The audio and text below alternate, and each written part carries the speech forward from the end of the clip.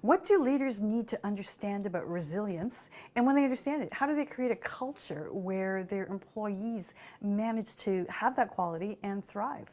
To talk about that, I'm joined today by Danielle King. She's Assistant Professor of Psychological Sciences at Rice University in Houston. Danielle, thank you so much for being here today. Thank you for having me here. I always like to start by asking people how they ended up doing what they're doing, because this is an interesting topic. How did you end up studying this? It's definitely me search. It's stuff that, growing up in New Orleans, surviving natural disasters, having two entrepreneurial parents, seeing their struggles and triumphs, helped me understand that for some people, resilience looks different than for others. And there's a lot of resources and support needed to make it possible. And so I've always been really curious about, what helps some people overcome, what helps some people burn out and other people grow and learn. It's like a muscle that develops. So I've really been fascinated by resilience for a long time, and so organizational psychology gave me a place to really focus on leaders and orgs and employee experiences of resilience. That's really interesting because I've read some of the things that happened after Hurricane Katrina and how some groups managed to come back better than others, and they're well set up for it. And I guess you can apply that to organizations. So when we talk about organizations, companies, schools, whatever, how do we define resilience? So there is an agreement. There isn't one accepted definition, but when I talk about resilience, I like to focus on things that are under an individual's control. So I like to focus on continued psychological and behavioral effort that we invest towards our goals, despite encountering something that is really challenging and hard for us. Now, you mentioned the things that New Orleans went through or he went through. Why does it matter now, particularly in the world we have, which has so many challenges?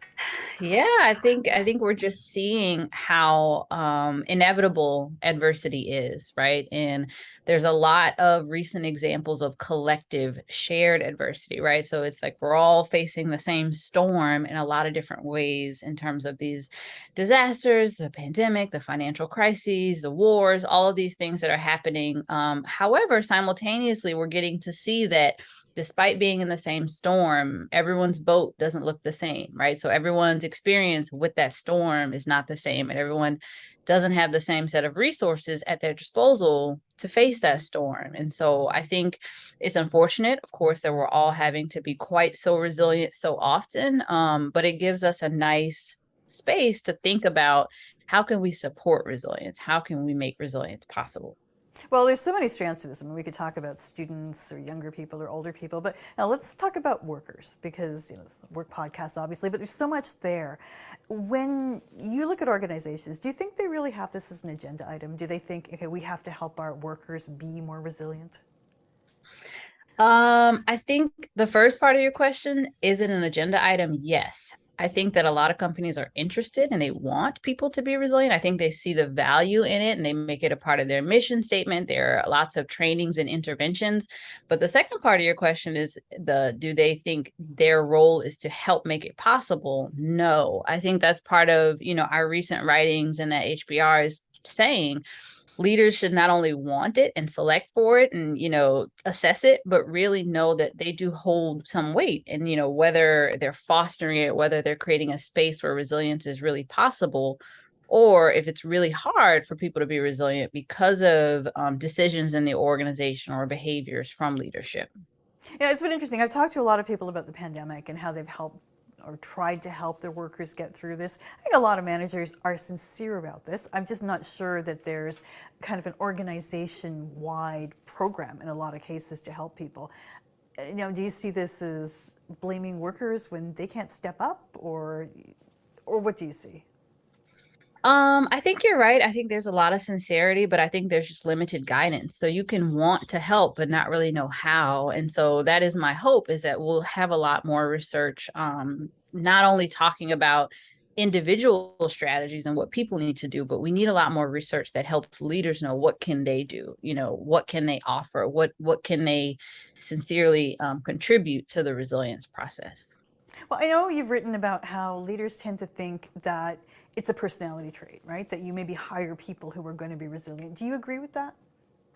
I don't think that it is something you're born with or you have or you don't have. I think it is a skill. I think that resources, the fact that resources lead to different trajectories shows that it's not just a trait that people have or they don't have. Because if you take the same person and put them in, at different times, they may be resilient in some cases when they have adequate support, and they may not be able to be resilient in other cases when they don't have adequate support. So I think that there's some things that can be stable across people, maybe their perspectives on adversity or their general learned approach. But I do think those things are malleable, and I do think that they can be trained and they can be enhanced for sure. Well, let's talk about this in terms of the pandemic, which is our most recent example or one of them. If you want to help your workers, what do you do in terms of creating a culture around this? Yeah, that's one of our big questions right now, right? I think that every organization is different, so I don't really think there's like a one size fits all, like this is how you create the culture. I think that organizations have to look at, what are their employees facing. So if I were looking at a hospital, maybe how they have to, what they have to manage to be resilient is different than schools, right now. And so I think taking into consideration, like, what are the challenges that your employees are facing? Is it role overload where they just have too many tasks? Is it role ambiguity where now we're not even familiar, like, what are we doing? If we were, a business like some of these performing arts institutions, right during the pandemic, they had to completely close. Mm-hmm. That's different than a hospital where there was an uptick of business and need and demand. And so I think that what I would advise organizational leaders to do is to really take a step back and listen to their employees and, find out, what are people managing, and then let that guide the strategies implemented to help people to be resilient. Well, it's interesting you say listen to them. I mean, in some cases, people don't speak up. How do you Mhm. even encourage them to do that? Yeah, so I also study employee voice. I think it's such a fascinating, Mm. cost-effective topic, right? Just if people, like you said, if people are willing to speak up, but understandably, voice is risky. Employees could face and have faced in the past retaliation, loss of opportunities because they speak up and they suggest, changes that maybe leadership doesn't like. Or may be offended by if it goes against their perspective. So I think if we want people to speak up, we have to create safety. We have to create a culture and a climate based on our actions and how we respond to people speaking up that shows you're not going to be, retaliated against, you're not going to be demoted, you're not going to be passed over for opportunities if you share ideas and suggestions. So one piece of it is safety.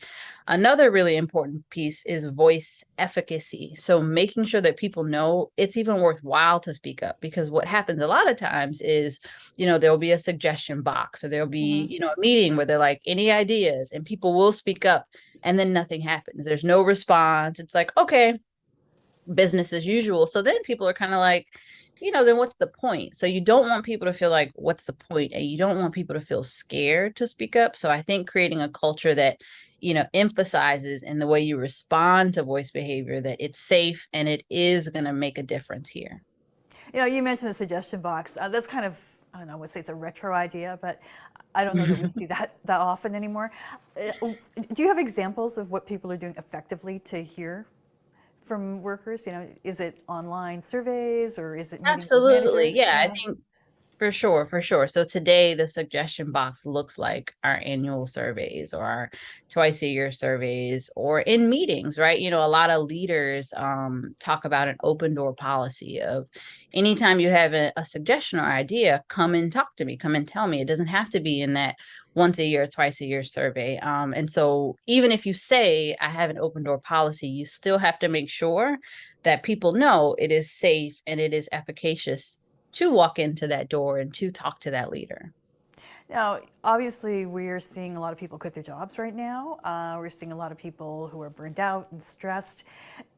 Do you see examples of any companies, even without mentioning their names or with mentioning their names, who are not dealing with this because they've, maybe a hospital has a better plan and there are some practices others can learn from?